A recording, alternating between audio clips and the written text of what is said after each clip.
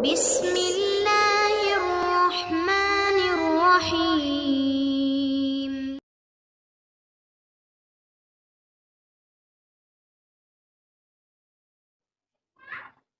بسم الله الرحمن الرحيم. السلام عليكم ورحمة الله وبركاته.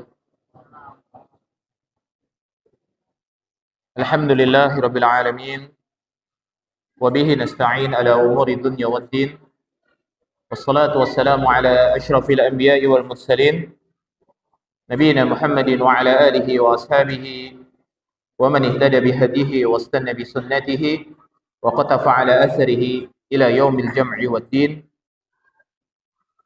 قال تعالى: يا أيها الذين آمنوا اتقوا الله حق تقاته ولا تموتن إلا وأنتم مسلمون.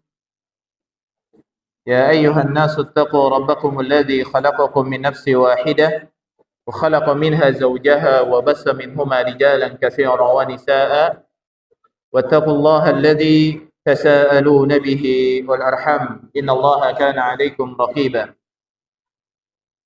يا أيها الذين آمنوا اتقوا الله وقولوا قولا سديدا يصلح لكم أعمالكم ويغفر لكم ذنوبكم ومن يطع الله ورسوله فقد فاز فوزا عظيما. أما بعد فإن أصدق الحديث كتاب الله وخير الهدي هدي محمد صلى الله عليه وعلى آله وسلم وشر الأمور محدثاتها فإن كل محدثة بدعة وكل بدعة ضلالة وكل ضلالة في النار. إخواني وأخواتي في الله، Ma'asyiral muslimin, ma'asyiral muslimat, rahimani Allah wa iyyakum. Kita bersyukur kepada Allah tabaraka wa taala yang telah memberikan kepada kita nikmat yang begitu besar, dan di antara kenikmatan Allah yang sangat besar berupa hidayah kepada agama Islam ini dan hidayah iman. Dan juga di antara kenikmatan yang besar atas hidayah Islam dan iman adalah hidayah sunnah yang kita berpegang teguh dengannya, tentunya dengan pertolongan Allah Subhanahu wa taala, dan juga dengan berbagai macam kenikmatan yang Allah berikan kepada kita dari fasilitas-fasilitas duniawi yang dengannya kita bisa beramal saleh. Kita bisa berangkat dari rumah kita ke tempat ini, kemudian diberikan oleh Allah kepada kita pendengaran, diberikan oleh Allah kepada kita penglihatan, hati, dan kesehatan-kesehatan dari tubuh kita, dan waktu yang luang yang kita manfaatkan untuk beramal saleh. Tentunya ini semua adalah kenikmatan dari Allah tabaraka wa taala. Maka segala kenikmatan ini harus kita syukuri. Karena siapa yang bersyukur kepada Allah, maka Allah tabaraka wa taala akan menambahkan kepadanya nikmat. Dan di antara kenikmatan yang kita terus meminta kepada Allah untuk ditambah, bukan hanya kenikmatan duniawi, tetapi kenikmatan kita dalam berinteraksi kepada ilmu, dan kenikmatan kita dalam beramal saleh. Bagaimana seseorang itu bisa merasakan manisnya amalan yang mereka lakukan, dan keyakinan yang mereka pegang secara teguh dari apa yang telah diyakini oleh Nabi SAW dan para sahabatnya dari cara beragama yang benar. Maka ini kita minta kepada Allah agar ditambahkan. Dan seseorang semakin bertambah ketaatannya kepada Allah, maka akan semakin bertambah keimanannya kepada Allah tabaraka wa ta'ala. Dan di antara keyakinan akidah Ahlus Sunnah wal Jamaah bahwa kita meyakini iman ini bertambah dan berkurang. Dan bertambahnya keimanan ini dengan ketaatan kepada Allah. Maka semakin bertambah ketaatan seseorang kepada Allah, maka akan semakin bertambah kualitas keimanannya kepada Allah Subhanahu wa taala. Dan semakin banyak seseorang berbuat maksiat kepada Allah, maka akan semakin berkurang imannya. Sampai disebutkan tidak tersisa darinya keimanan. Apabila sudah penuh dengan perbuatan maksiat, dosa, dan berbagai macam penyimpangan dan kekeliruan dalam beragama. Maka kita minta kepada Allah agar Allah senantiasa menambahkan kepada kita kenikmatan di atas kenikmatan ibadah, di atas kenikmatan ketaatan, dan di atas kenikmatan kita dalam mempelajari ilmu yang bermanfaat buat kita di dunia dan akhirat kita.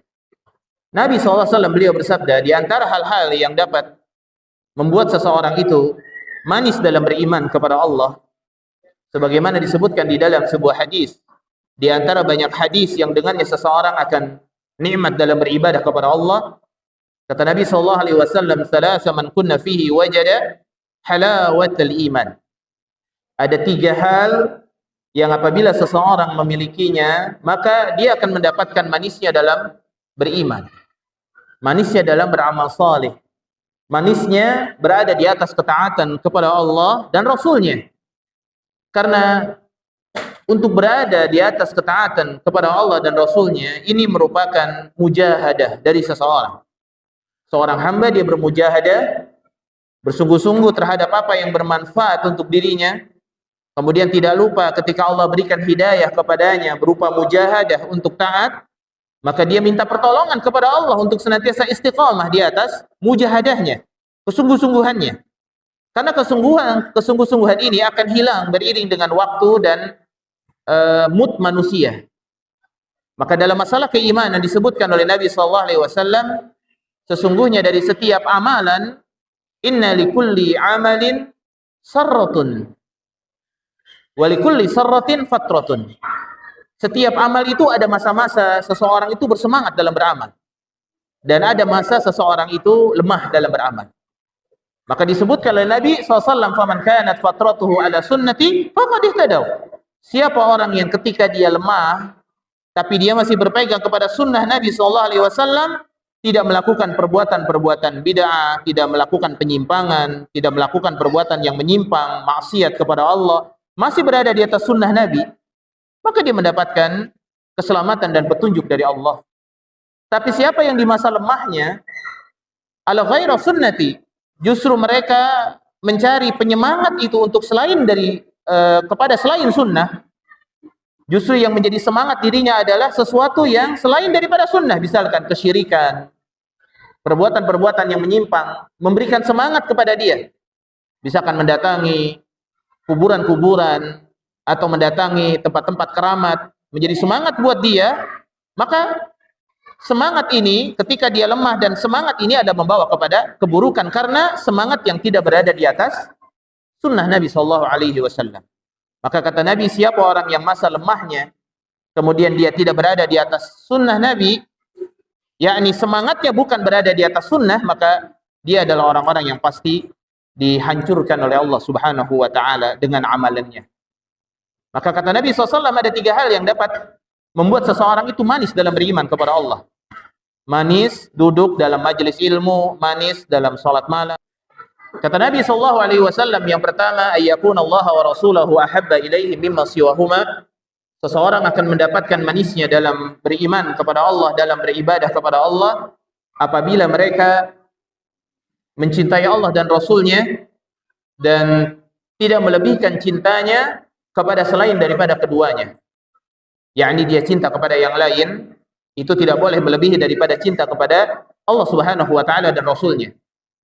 Seseorang apabila sudah mencintai Allah, maka apapun yang dia lakukan hanya mencari wajah Allah Subhanahu wa ta'ala. Seseorang apabila mencintai Allah Subhanahu wa ta'ala dan Rasulnya, maka apapun yang dia lakukan dari amaliyah yang membuat dirinya menjadi lelah atas mujahadahnya, maka dia akan senantiasa menjadikan amalnya itu kepada apa yang dicintai oleh Allah Subhanahu wa ta'ala. Maka tentunya seorang mukmin apabila mencintai Allah dan Rasulnya, dia akan mencari jalan yang dengannya Allah akan cinta kepada dia. Kenapa Ali bin Abi Thalib satu ketika Nabi SAW beliau menyampaikan, besok kita pada perang Khaybar, besok saya akan memberikan panji peperangan ini kepada seseorang yang orang tersebut mencintai Allah dan Rasulnya, dan Allah dan Rasulnya mencintai dia. Disebutkan Ali bin Abi Thalib sebagai orang yang ketika diberikan oleh Nabi SAW panji peperangan tersebut, bendera peperangan ini, sehingga Allah Subhanahu wa ta'ala menangkan dia di atas musuh-musuhnya pada perang Khaybar, itu karena Ali bin Abi Thalib itu mencintai Allah dan Rasulnya, dan Allah dan Rasulnya mencintai dia. Maka kemudian para sahabat ini tidak tahu itu siapa yang dimaksud oleh Nabi SAW. Maka kemudian setelah pagi hari, maka kemudian para sahabat ini mendatangi Nabi SAW. Mereka berharap mereka lah termasuk orang-orang yang mendapatkan bendera tersebut, yakni panji tersebut. Karena semua para sahabat Nabi radhiyallahu taala anhum, mereka adalah orang-orang yang sangat mencintai Nabi sallallahu alaihi wasallam dan sangat mencintai Allah tabaraka wa taala. Tetapi mereka tidak tahu apakah Allah dan Rasulnya mencintai dia. Maka orang yang akan diberikan bendera tersebut ya dari panji-panji peperangan ini dan akan memenangkan peperangan itu sudah dinyatakan bahwa Allah dan Rasulnya mencintai dia.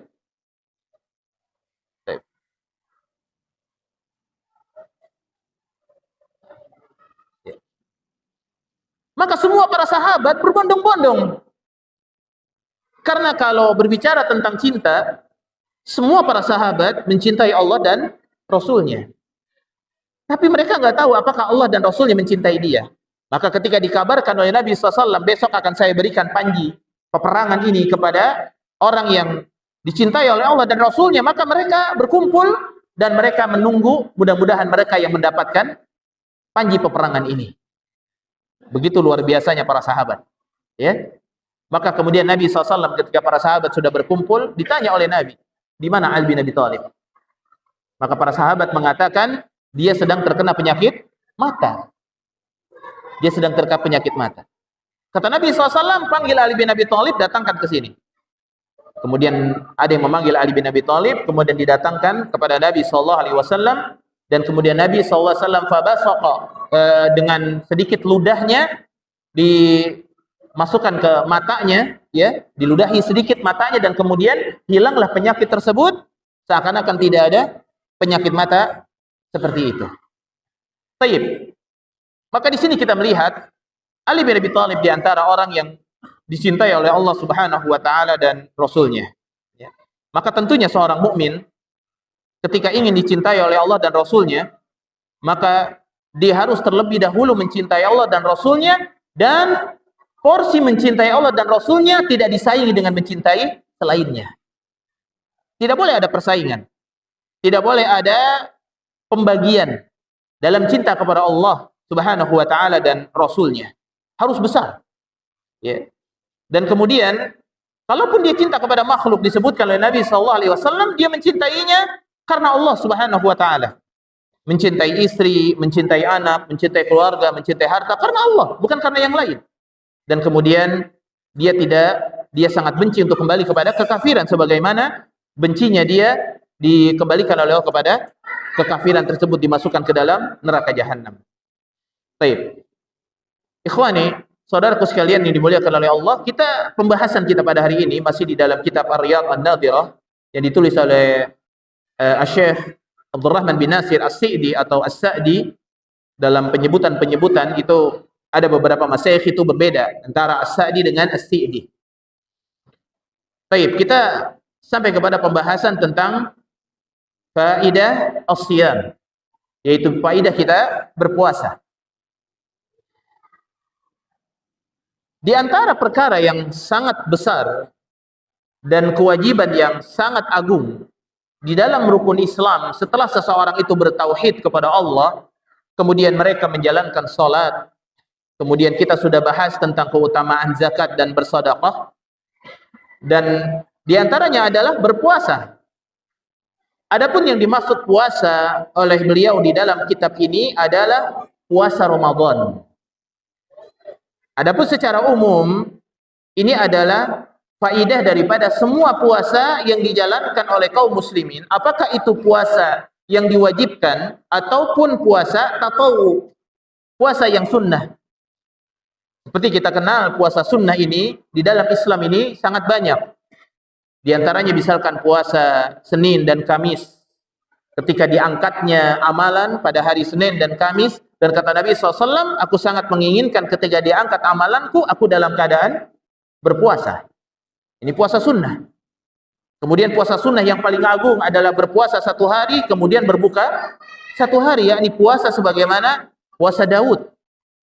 Kemudian juga ada puasa 3 hari dalam setiap bulannya, di pertengahan bulan.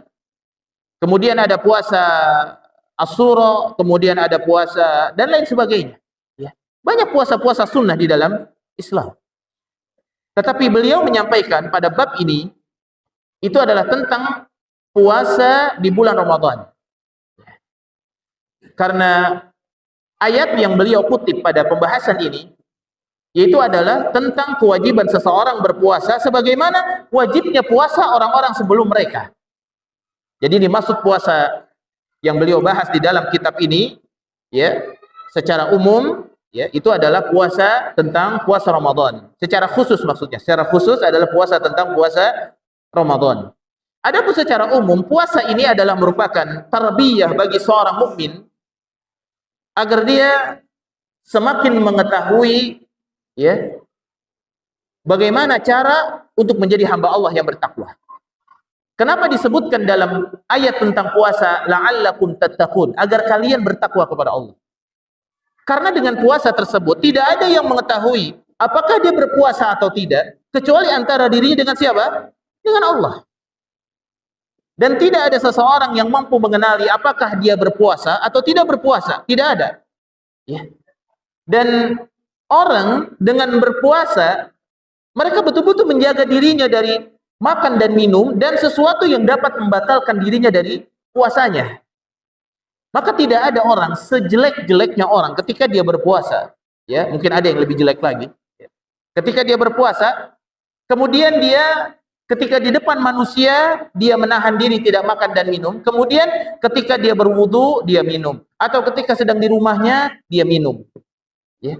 Hampir semua orang yang berpuasa dan mengetahui tentang kewajiban puasa, walaupun imannya sangat lemah ya dalam masalah ini, dia nggak berani.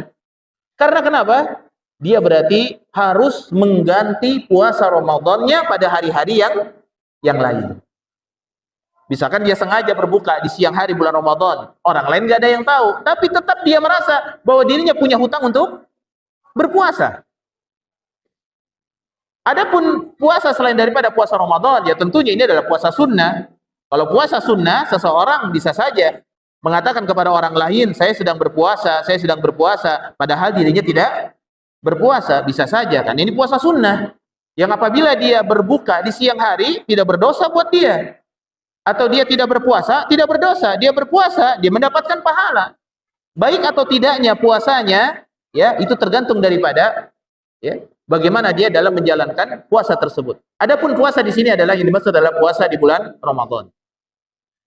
Puasa ini merupakan tarbiyah dari Allah Subhanahu wa taala kepada setiap muslim untuk membina diri mereka masing-masing ya, dalam memperbaiki jiwanya dan kesadaran dirinya terhadap pantauan Allah Subhanahu wa taala kepada seorang hamba dan kewajiban Allah kepada seorang hamba. Maka yang dibahas oleh beliau ini adalah tentang puasa Ramadan, yaitu puasa yang wajib. Karena kalau puasa sunnah ya seseorang bisa membatalkan kapan saja. Ya. Dan seseorang tidak malu kalau dia tidak berpuasa sunnah. Misalkan Senin Kemis dia ketemu sama temannya, "Kamu puasa?" "Oh enggak." Ya, atau puasa Ayyamul Bait, "Kamu puasa?" "Oh enggak." Dia enggak ada rasa malu karena ini sunnah. Ya, tatawu. Adapun puasa wajib di bulan Ramadan, hanya di bulan Ramadan, ketika dia tidak berpuasa, tentunya seorang hamba itu akan merasa berat ya dirinya. Semua orang yang tidak berpuasa di bulan Ramadan, ya, dia merasa berat. Ya. Walaupun dia malas tidak berpuasa, tapi dia merasa berat. Ya, kalau dia beriman kepada Allah Subhanahu wa taala. Allah tabaraka wa taala berfirman, "Ya ayyuhalladzina amanu kutiba 'alaikumus-shiyam kama kutiba 'alal ladzina min qablikum la'allakum tattaqun." Wahai orang-orang yang beriman, diwajibkan kepada kalian berpuasa, yakni puasa Ramadan. Ya. Karena puasa yang wajib ada puasa Ramadan dengan puasa nazar. Puasa yang wajib itu adalah puasa Ramadan dengan puasa apa? Nazar. Kalau dia bernazar puasa ya atau puasa kafarat, itu adalah puasa yang wajib. Harus dia lakukan. Ya. Ketika dia bernazar berpuasa, maka dia wajib berpuasa. Walaupun itu adalah puasa sunnah, walaupun para ulama khilaf. Apakah boleh seseorang bernazar dengan puasa sunnah atau seseorang harus bernazar berpuasa dengan puasa mutlak. Dan saya condong kepada pendapat bahwa apabila dia bernazar untuk berpuasa, maka puasanya adalah puasa mutlak. Yang tidak terikat dengan puasa-puasa yang disunnahkan oleh Nabi dan waktunya ditentukan. Seperti dia bernazar dengan puasa Senin Kemis. Kalau saya lulus ujian, maka saya akan puasa Senin dan Kamis.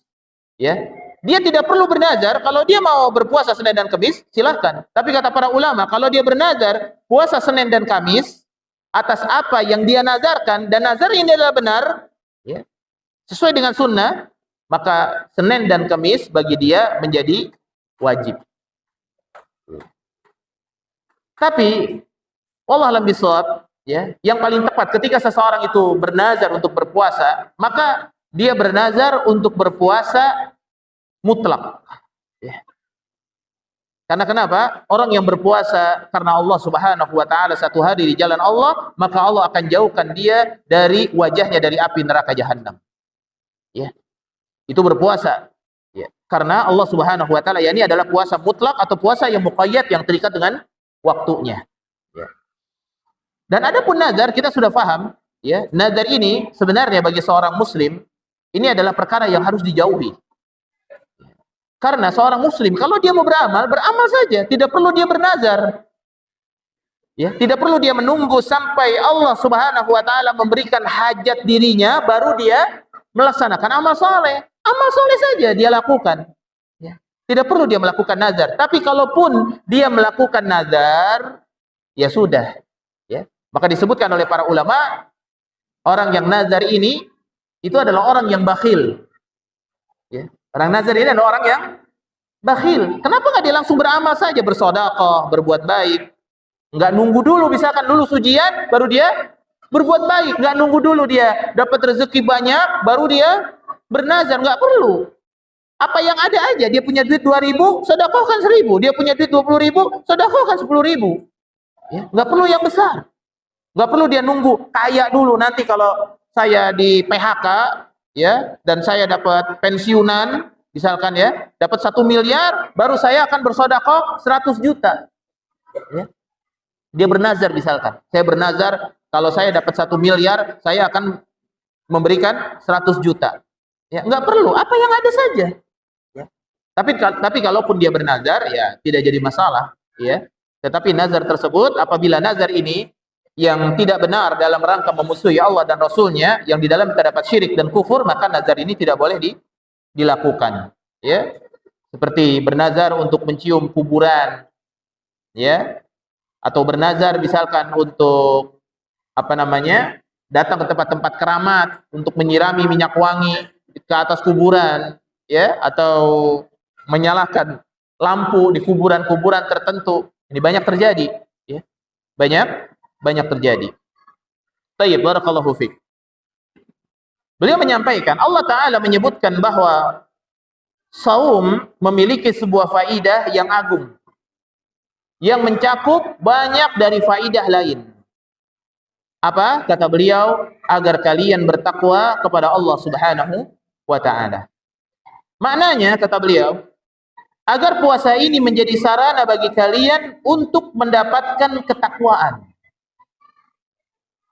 Sebagaimana kita paham bahwa takwa itu kesadaran seseorang di dalam dirinya untuk melaksanakan perintah Allah dan menjauhi larangan Allah tanpa membutuhkan anggapan atau pujian dari manusia. Dan orang yang bertakwa kepada Allah adalah orang yang wara, dia menjaga diri, berhati-hati. Setiap langkah yang dia lakukan, dia harus berhati-hati. Itu adalah takwa. Jadi ketakwaan apabila ada di dalam diri seseorang akan menghindarkan dirinya dari perbuatan-perbuatan maksiat dan perbuatan dosa karena dia merasa diawasi oleh Allah Tabaraka wa Ta'ala. Rasa takutnya kepada Allah menyebabkan dia jauh dari perbuatan maksiat. Tapi kalau dia tidak bertakwa kepada Allah, dia menghindari maksiat karena tekanan dari pihak pesantren atau mungkin karena ada CCTV, Atau mungkin karena ada orang yang memantau dia dari musyrifnya atau dari musyrifah, dari muadibnya misalkan di pesantren, ya.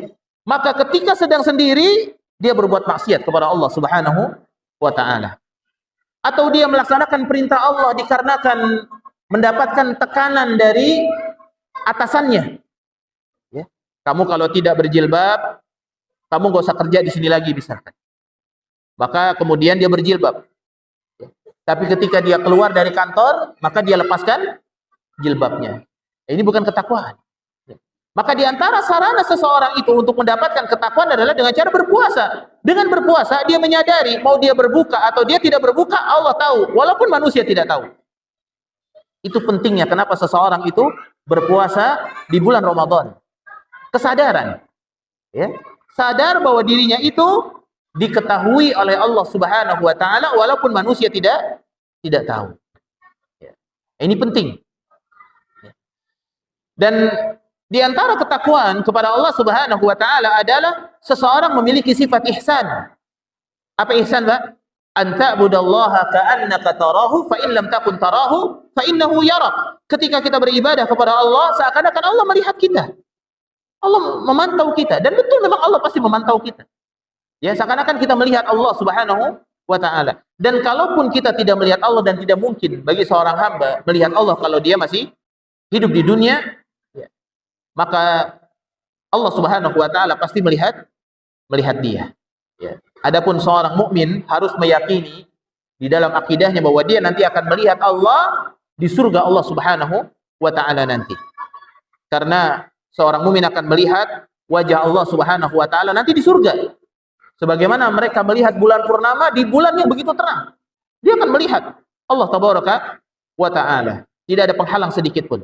Ya, dan ini keyakinan akidah ahlu sunnah wal jamaah tentang melihat Allah Subhanahu wa ta'ala. Ya. Baik. Maka dengan berpuasa seseorang akan memiliki sifat ihsan. Di antara ketakwaan kepada Allah adalah memiliki sifat ihsan. Ya.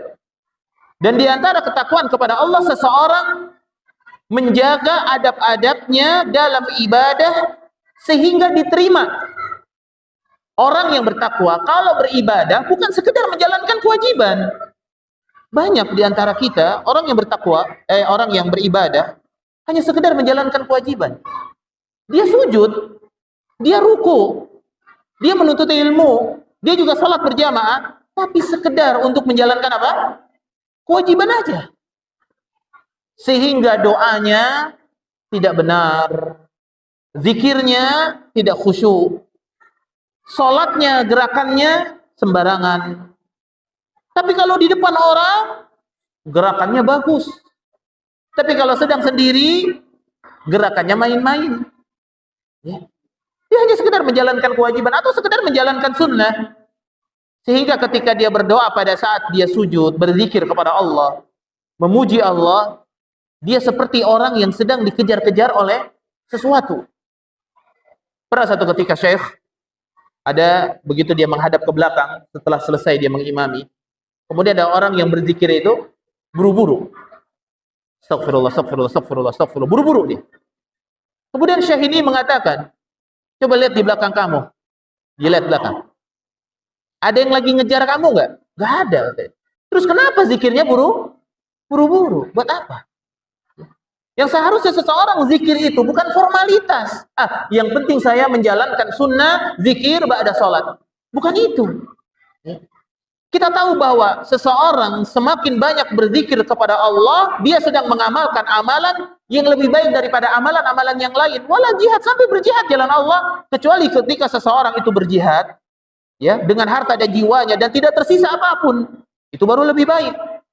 Tapi berzikir kepada Allah ini amalan yang sangat utama. Apa mungkin seseorang yang bertakwa kepada Allah ketika dia berzikir main-main?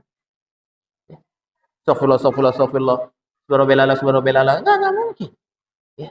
Dia pasti akan berdoa kepada Allah dengan penuh kesadaran bahwa dia sedang didengar oleh Allah, sedang dilihat oleh Allah.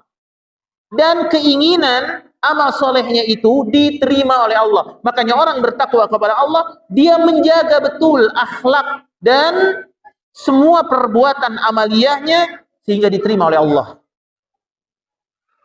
Seperti orang yang puasa. Ada nggak orang yang puasa sembunyi-sembunyi minum? Puasa Ramadan. Ya. Sengaja dia pasti harus membayar. Dia takut dia bayar lagi nanti. Walaupun orang nggak ada yang tahu kalau dia sudah minum, tapi nggak berani. Hatta sampai anak kecil. Ya, saya melihat anak saya kecil, ya yang ke-9 anak saya puasa itu dipaksa-paksa dikasih air di mana sembunyi, nggak mau, dia udah sampai lemes begitu ya. Dan seharusnya orang yang beriman itu bertakwa kepada Allah seperti itu. Dalam keadaan seperti apapun dia meyakini dan menyadari bahwa Allah betul-betul melihat dia. Maka yang dia cari adalah ketika beramal sebaik-baiknya amal sehingga diterima oleh Allah. Kan sayang kita sholat, puasa, zakat, kita berzikir, sujud, ruku. Tapi begitu menghadap Allah semuanya nggak ada apa-apanya. Sayang. Karena kenapa? Sholatnya tidak tumaninah. Zikirnya nggak benar. Doanya main-main. Kadang-kadang berdoa formalitas doang. Ada orang yang berdoa formalitas. Udah begini, main-main. Apalagi ketika mengaminkan doa. Ada sebagian daripada kaum muslimin, ketika ada orang yang berdoa, misalkan dia berdoa bersama, ya, dia berdoa bersama, maka kemudian mengaminkannya itu udah kayak, apalagi di depannya udah banyak makanan ya, amin, amin, amin, main-main. Dia nggak tahu maksud amin itu apa. Apakah orang ini tidak mau doanya dikabulkan oleh Allah? Ya, semua orang yang berdoa berharap doanya dikabulkan oleh Allah. Terus doanya main-main, ya nggak diterima sama Allah. Begitu juga orang yang sujud. Bapak-bapak, ibu-ibu, kalau sujud, ya ketika kita sujud, ya Allah sudah mengatakan, Allah tahu bagaimana perubahan wajahmu ketika kamu sedang sujud. Allah tahu itu. Dan ketika kita sedang sujud, apa yang kita harapkan dari sujud kita? Agar sujud kita diterima oleh Allah. Doa kita diterima oleh Allah. Maka tentunya bacaan kita pada saat kita sujud itu khusyuk. Begitu juga sholat, takbir kita Allahu Akbar, betul-betul Allah. Tapi kalau sekedar sholat, Allahu Akbar, main-main, garuk-garuk, ya, kadang ngelirik kanan, ngelirik kiri, goyang-goyang, nggak baca apa-apa, lisannya nggak komat kamit, ya. Karena disebut zikir dan doa apabila ada gerakan lisan. Kalau tidak ada gerakan lisan, tidak disebut. Itu dijelaskan oleh Nabi Sallallahu Alaihi Wasallam. Ketika dia menggerakkan lisannya, ya.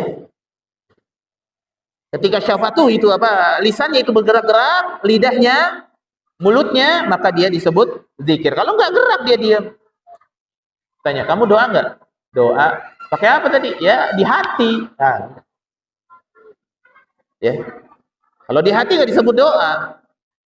Hati itu untuk niat. Ya. Dikerjakan menjadi amal soleh.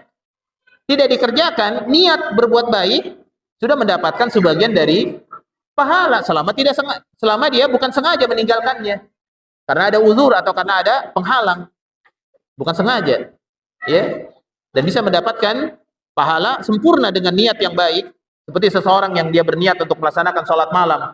Kemudian dia tertidur. Bukan sengaja untuk tidur. Udah bangun 2:30, tidur lagi. Begitu bangun jam 5:30. Ya, bukan begitu. Dia udah bangun 2:30, dia bangun. Ya, tapi dia berniat sebelum dia tidur, dia berniat. Saya nanti mau bangun jam 3, saya mau beribadah. Rupanya begitu bangun azan. Karena mungkin lelah, capek. Dia udah berdoa, berzikir. Begitu bangun azan. Nggak ada bangun sama sekali dia sebelum azan itu. Nah ini, maka Allah sudah sempurnakan buat dia apa? Pahala sholat malam. Ada hadis dalam masalah ini. Baik. Maka orang yang bertakwa kepada Allah, dia akan menjaga kualitas ibadahnya agar diterima oleh siapa? Oleh Allah. Ya. Dijaga kualitas puasanya. Ya, maka kalau ada orang yang puasa diajak berantem, ya, dia nggak mau. Kenapa? Khawatir puasanya apa? Rusak. Kalau ada orang yang berpuasa, dia menjaga diri. Ada di depannya wanita cantik membuka aurat, mau lihat aja kayaknya takut. Kenapa? Wah, rusak nanti puasa saya. Coba kalau lagi nggak puasa. Ya. Lagi puasa takut ya. Dan itulah kenapa takwa itu memiliki faidah, la'allakum tattaqun. Menyadari seseorang dari setiap gerakan-gerakannya, Allah tahu. Dan Allah menerima ibadah yang sesuai dengan sunnah dan berkualitas. Kalau ibadah nggak berkualitas, buat apa? Seperti seseorang berangkat ke masjid, lari-lari. Apakah suruh Nabi begitu berangkat ke masjid? Kalian beribadah kepada Allah, dikejar-kejar dengan ngos-ngosan. Kalau perang betul. Kalau perang memang ngos-ngosan. Ya dikejar-kejar sama musuh kan gitu. Ya, atau ngejar-ngejar musuh, ngos-ngos kan memang perang. Tapi kalau untuk ibadah, enggak. Salat. Kata Nabi SAW, ya, apabila seseorang di antara kalian wudu, menyempurnakan wudu, berangkat ke masjid, fa'alaikum bisakinati wal waqar, dengan penuh ketenangan, penuh wibawa, enggak buru-buru. Apa yang kalian dapatkan dari imam, ikuti. Apa yang kalian luput dari kalian, sempurnakan, selesai. Dan kata saya Al-Utsaimin rahimahullah taala, apabila seseorang dia berniat untuk salat berjamaah, dia berangkat, tidak melambat-lambatkan diri. Enggak melambatkan diri, udah berangkat naik motor, naik mobil, udah berangkat ya. Ya. Tiba-tiba di depan itu agak macet. Ya, dia sebelum azan udah berangkat. Atau pas azan, dia biasa. Tiba-tiba di depan ada mobil terbalik, macet. Akhirnya apa? Lambat. Begitu sampai di masjid, imam sudah selesai. Ya, begitu sampai di masjid imam sudah, atau dia hanya mendapatkan penghujung daripada salat jamaah, maka kata saya Utsaimin, dia mendapatkan pahala jamaah. Ya. Berbeda dengan orang yang berangkat salat berjamaah lambat-lambat, dia sengaja memang nanti ya udah nanti ya. Ya. Enggak ada kesadaran untuk salat berjamaah, nanti aja. Walaupun dia mendapatkan salat jamaah, Allah lebih tahu hatinya. Maka dalam beribadah seorang yang bertakwa kepada Allah, dia akan memperbagus amalnya agar apa? Diterima oleh Allah. Dan ini menjadi bahan muhasabah buat kita. Kalau beramal jangan main-main. Kalau beramal jangan main-main. Salat yang bagus, sujud yang bagus, ruku yang bagus, wudu yang bagus, enggak usah buru-buru wudu. Wudu kayak orang lagi ya harusnya bagus wudu. Kita ini wudu karena Allah. Ya, biar diterima wudu kita sama Allah, terhindar dari api neraka setiap anggota wudu tersebut. Terus ini wudu main-main. Ya, ini gimana? Ke masjid lari-lari. Ini tidak berkualitas dalam beribadah. Ya. Karena yang kita sembah adalah Allah Tabaraka wa Ta'ala yang mengetahui batin kita. Dan yang membolak-balikan hati kita. Kalau orang terbiasa bermain dalam beribadah, tidak pernah serius, tidak pernah khusyuk, tidak pernah tumanina, Allah bisa lempar dia dari keimanan kapan saja. Ya. Orang yang beribadah karena pura-pura saja, Allah bisa lempar dia dari keimanan kapan saja. Wanita menjaga diri dengan jilbabnya, tapi ketika di depan orang tua, di depan guru, di sekolahan, tapi begitu sedang sendiri, ya, dia tampakkan auratnya.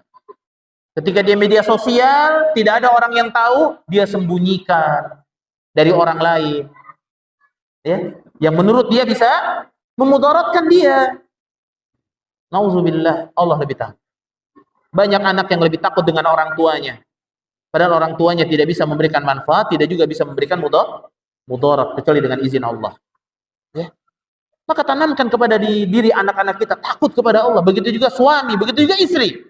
Takut kepada Allah. Dimanapun kita berada, Allah Subhanahu wa Ta'ala Maha melihat dan Allah Maha mendengar. Jadi begitu suami berangkat dari rumah, terjaga. Ya. Dia tidak melihat wanita, tidak menggoda wanita, tidak menyentuh wanita selain daripada istrinya dan anaknya atau ibunya, ya. Itu bukan hanya di depan istrinya doang. Ini kalau di depan istri, jaga mata dia. Karena di samping ada istri.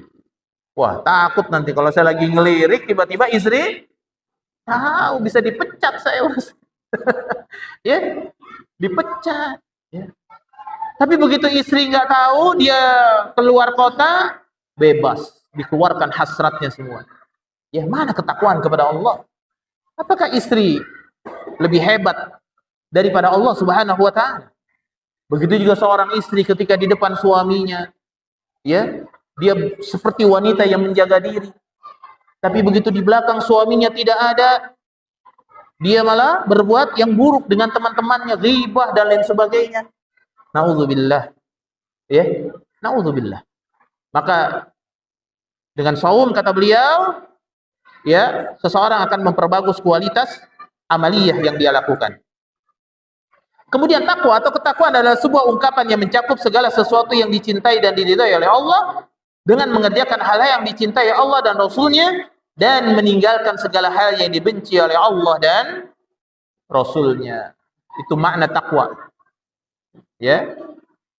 Dan puasa adalah jalan teragung untuk mendapatkan tujuan mulia ini yang dapat mengantarkan seorang hamba kepada kebahagiaan dan kemenangan. Karena orang yang berpuasa mendekatkan diri kepada Allah Ta'ala dengan meninggalkan segala sesuatu yang dicintai oleh hawa nafsunya. Pada saat puasa, seseorang menjaga diri. Takut puasanya rusak. Dia tidak liar dari kata-kata. Jaga. Perkataan itu dia jaga banget. Dia tahu hadisnya, kata Nabi SAW, man lam yada qawla dzur wala amalu bihi. Siapa orang yang tidak menjaga perkataannya, ya, dari perbuatan dusta, dari perkataan yang buruk, ya, sumpah palsu dan lain sebagainya, maka tidak ada puasa buat saya kalau saya melakukan ini. Maka dijaga lisannya.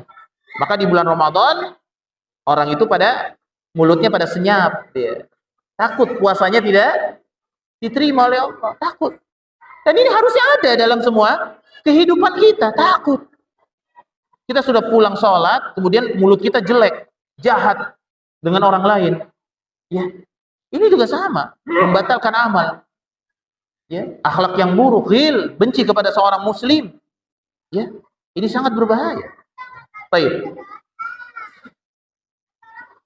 Dan kemudian karena orang yang berpuasa, ya, dia mendekatkan diri kepada Allah dan meninggalkan sesuatu yang dicintai oleh hawa nafsu, seperti makanan, minuman, dan hal lain, lantaran lebih mengutamakan cinta Allah Tabaraka wa Ta'ala daripada kecintaan kepada dirinya sendiri. Maka belajar dari puasa kita. Ya, puasa, orang ngelihat es buah siang-siang, wah, apa yang dia cintai untuk dirinya dengan es buah ini? Pasti dia apa?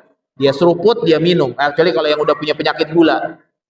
Kalau yang udah punya penyakit gula biasanya nggak cinta dengan begini-begini, ya. Ya. Lihat gorengan, apa yang dia cintai melalui gorengan ini dia makan. Tapi dia berpuasa, dia tahan. Li ajli, kata Allah, untukku. Semua untukku dia tahan itu semua. Ya. Dan kenapa dengan yang lain tidak? Dengan perbuatan maksiat yang lain. Tahan diri kita dari perbuatan apa? Maksiat. Lisan kita mau menggibahi orang, tahan.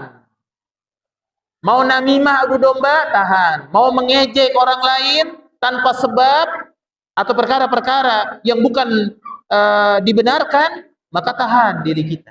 Tahan. Ya. Jangan mengikuti hawa nafsu kita. Demikian pula Allah Ta'ala menyebutkan keutamaan khusus bagi puasa di antara sekian banyak amal ibadah yang lainnya. Allah Subhanahu wa Ta'ala berfirman dalam hadis qudsi, as-sawmu li wa ana azibih. Kata Allah Subhanahu wa Ta'ala, sesungguhnya puasa itu adalah untukku, kata Allah, dan aku yang akan memberikan balasannya.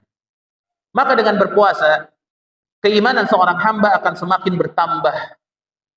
Dengan berpuasa, keimanan semakin bertambah. Ia akan terlatih untuk bersabar melawan jiwanya dan dapat menghilangkan nafsu binatang yang berbahaya. Ini faidah puasa. Ya. Menambahkan keimanan, melatih jiwa untuk sabar dan melawan jiwa yang mengarahkan kepada keburukan dan menghilangkan nafsu binatang yang membahayakan.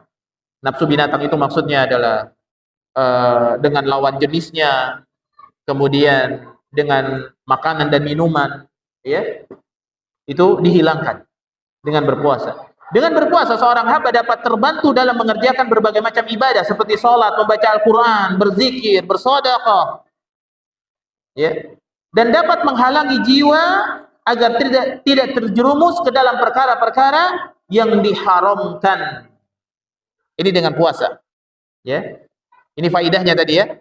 Puasa menambahkan iman, puasa melatih diri untuk sabar melawan jiwanya, ya, dan dapat menghilangkan nafsu binatang dalam dirinya, ya. Kemudian terbantu untuk mengerjakan apa? Amalan-amalan solih, sholat, zikir, ya, baca Al-Quran. Di bulan Ramadan orang gemar baca Quran, ya. Dan orang kalau puasa, contoh misalkan puasa sunnah, biasanya siang-siang ngelongok nyari makanan, ya. Rupanya nggak ada, ngapain dia? Ya baca Quran, ya. Dan dia tahu ketika dia puasa sunnah, Allah Subhanahu wa taala akan mengabulkan doa orang yang puasa sampai dia berbuka. Maka dia gunakan untuk apa? Berdoa pada Allah. Nah, daripada dia macam-macam ngomongin orang nggak jelas, ya.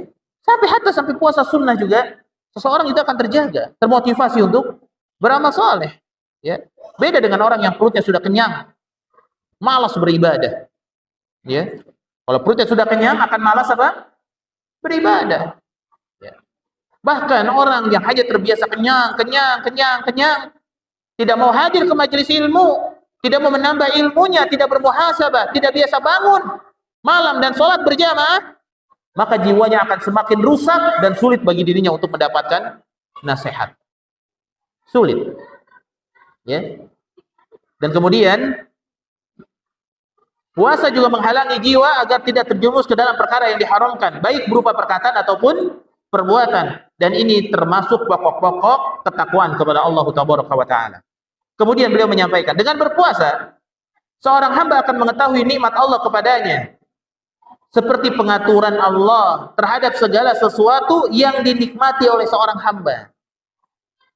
Boleh makan dan minum pada saat sebelum azan subuh, ya. Nanti boleh makan lagi setelah azan maghrib berkumandang. Itu diatur, ya. Pengaturan Allah Subhanahu wa taala terhadap segala yang dinikmati oleh hamba seperti makanan, minuman, jima, pernikahan, dan lain sebagainya. Dijaga, ada waktunya, ya. Ada waktunya. Yakni hanya di malam hari. Hanya di malam hari, ya. Jadi kata beliau, dengan mencegah diri dari beberapa hal tersebut pada waktu tertentu dan kesulitan yang dirasakan oleh seseorang, dan dibolehkannya semuanya pada waktu-waktu yang lain yang sudah ditetapkan, tentu ia akan merasakan rasa lapar dan dahaga dan mengetahui alangkah berharganya kenikmatan yang Allah kasih. Apalagi di antara faidah orang-orang yang berpuasa ketika dia berbuka puasa, kata Nabi SAW, "Lis-shaimi farhatan." Buat orang yang puasa ada dua kebahagiaan. Ketika berbuka puasa dia bahagia, dan ketika bertemu dengan Rabbul Alamin. Ketika seseorang itu sakaratil maut, semuanya, dia akan merasakan kehausan yang sangat luar biasa. Tapi bagi seorang mukmin yang bertakwa kepada Allah Tabaraka wa Ta'ala, yang dia meyakini bahwa yang bisa menghilangkan dahaganya hanya Allah Tabaraka wa Ta'ala, bukan air. Bukan airlah yang bisa menghilangkan dahaga seseorang, bukan. Air itu hanya sebagai sebab, ya. Seseorang ketika dia diberikan oleh Allah kenikmatan, dia bisa minum, sehingga Allah menghilangkan dahaganya dengan cara meminum air. Kenyataannya di dalam hadis ketika seseorang itu sakaratil maut, ya, walaupun hadisnya hadis yang dhaif, ya, maka syaitan datang ini memberikan minum. Kemudian orang-orang yang beriman kepada Allah, dia tahu bahwa Allah yang dapat menghilangkan apa? Dahaganya. Nanti di hari kiamat, ya, seseorang akan dihilangkan dahaganya oleh Allah Subhanahu wa taala dengan diberikan air minum dari telaga Nabi sallallahu alaihi wasallam. Ya. Dan seseorang bisa hidup dengan dahaga. Di hari kiamat dahaga manusia itu berpuluh-puluh tahun. Ya. Tapi mereka bisa hidup dengan izin Allah Subhanahu wa taala. Maka tentunya kita meyakini bukan air yang dapat menghilangkan dahaga. Ya, karena banyak juga saudara-saudara kita yang berada di tempat-tempat yang jarang sekali air, ya. Bahkan kita lihat di Yaman, ya, di Ethiopia dan lain sebagainya, air itu sangat jarang sekali, bahkan seminggu itu orang paling hanya mendapatkan beberapa gelas air saja. Ya. Tapi mereka hidup. Ya. Dan kita meyakini ini adalah kenikmatan dari Allah Subhanahu wa taala, ya. Maka ketika dia makan pada waktunya dan minum, maka dia makan dan minum bukan untuk memuaskan nafsunya saja. Maka ketika seseorang berbuka puasa, pada saat berbuka dia bahagia, pada saat bertemu Allah dia bahagia, sudah menjalankan ibadah as-saum karena Allah, bahagia dia. Bahagia. Dan ketika seseorang meyakini bahwa makannya dan minumnya harus berada di atas keridhaan Allah, dia belajar dari puasa.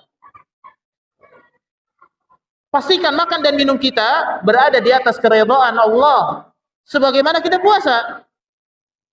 Jangan sampai kita makan dan minum semaunya kita. Apa saja kita makan, apa saja kita minum, yang halal, yang haram dengan cara yang haram, minum dengan tangan kiri, ya, dan lain sebagainya. Adapun minum dengan berdiri dinukilkan dari para sahabat, dari Nabi juga minum dengan berdiri suatu ketika. Tapi adabnya ketika minum dengan duduk.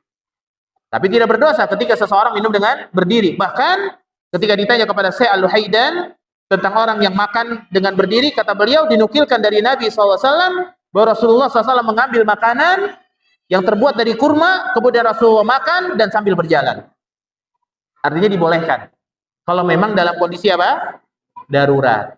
Tapi hakikatnya Rasulullah kalau makan, duduk, tidak bersandar. Rasulullah kalau makan, duduk dan tidak bersandar. Ya. Jadi ketika kita makan, kita tahu ini kenikmatan dari Allah.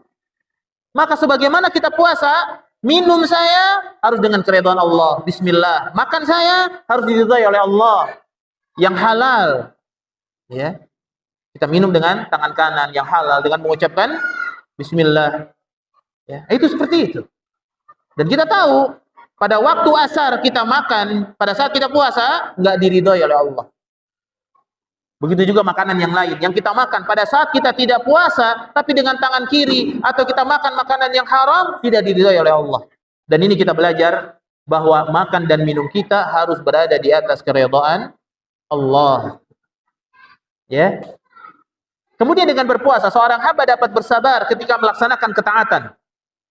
Menjauhi penyelisihan terhadap syariat dan sunnah, dan dalam menghadapi takdir Allah yang memberatkan dirinya. Takdir Allah tapi berat, memilukan dirinya, tapi dia jalankan. Hal ini dikarenakan kesabarannya dalam meninggalkan pembatal-pembatal puasa yang menyakitkan jiwa ketika menjauhinya. Ia pun termasuk ke dalam orang-orang yang bersyukur kepada Allah, yaitu ketika mengetahui kadar kenikmatan Allah Ta'ala kepadanya dan berupa kelapangan dan kecukupan, serta kenikmatan teragung, yakni taufik untuk bisa mengerjakan puasa. Karena kenikmatan Allah yang bersifat agama lebih utama daripada kenikmatan Allah yang bersifat dunia. Ya. Sungguh Rasulullah SAW telah mengabarkan bahwa puasa merupakan salah satu dari 5 bangunan Islam. Puasa dapat menghapus dosa-dosa yang telah lalu seluruhnya. Ya. Allah Ta'ala cinta dan ridha kepada orang yang mengerjakan puasa. Dia akan memberinya pahala yang melimpah. Siapa saja yang berpuasa di bulan Ramadan, kemudian melanjutkannya dengan 6 hari di bulan Syawal, maka ia bagaikan puasa setahun penuh. Demikian pula halnya dengan orang yang berpuasa 3 hari pada setiap bulannya. Ya, puasa apa namanya? Ayyamul Bait. Ya. Tadi sudah diriwayatkan oleh Imam Muslim. Karena sesungguhnya sebuah kebaikan akan dilipat gandakan menjadi 10 kebaikan yang semisalnya. Tentu saja sama dengan orang yang berpuasa setahun penuh. Hal ini sebagai keutamaan dan karunia dari Allah Tabaraka wa Ta'ala. Dan di antara kemudahan dan kemurahan yang Allah Ta'ala berikan kepada orang yang berpuasa, bahwasanya dia mensyariatkan puasa dalam satu waktu, yakni hanya 1 bulan saja. Agar kaum muslimin seluruhnya bersepakat untuk mengerjakannya. Sehingga beban akan menjadi ringan lantaran mereka berpuasa secara bersama-sama. Sebab mengerjakan ibadah secara bersama-sama memiliki manfaat besar dan dapat sangat membantu. Di antaranya salat. Salat bagi laki-laki berjamaah membantu kita lebih khusyuk, lebih nikmat. Coba Bapak salat di rumah sendiri, kenikmatan dengan salat berjamaah di masjid. Nikmat mana, Pak? Di masjid. Nikmat. Ya. Karena ini rumah Allah. Kita nikmat beribadah kepada Allah di sini. Dan di dalam ibadah itu Allah Ta'ala memiliki ribuan hikmah, jutaan rahasia, dan kelembutan yang amat sangat. Adapun manfaat puasa bagi raga ialah sebagaimana yang telah dijelaskan oleh para dokter, bahwa puasa dapat menjaga kesehatan, menghilangkan kotoran-kotoran yang mengganggu di lambung dan di usus, dan dapat lebih menambah kekuatan. Hal ini merupakan salah satu perlindungan paling utama dari mengkonsumsi apa saja yang berbahaya bagi tubuh di waktu-waktu tertentu. Ya, maka di akhir beliau mengatakan dengan demikian, puasa menghimpun berbagai kemaslahatan agama, dunia dan akhirat. Ya, intaha. Jadi demikian pada bab tentang faidah daripada puasa. Semoga Allah Subhanahu wa taala mempertemukan kita dengan bulan suci Ramadan.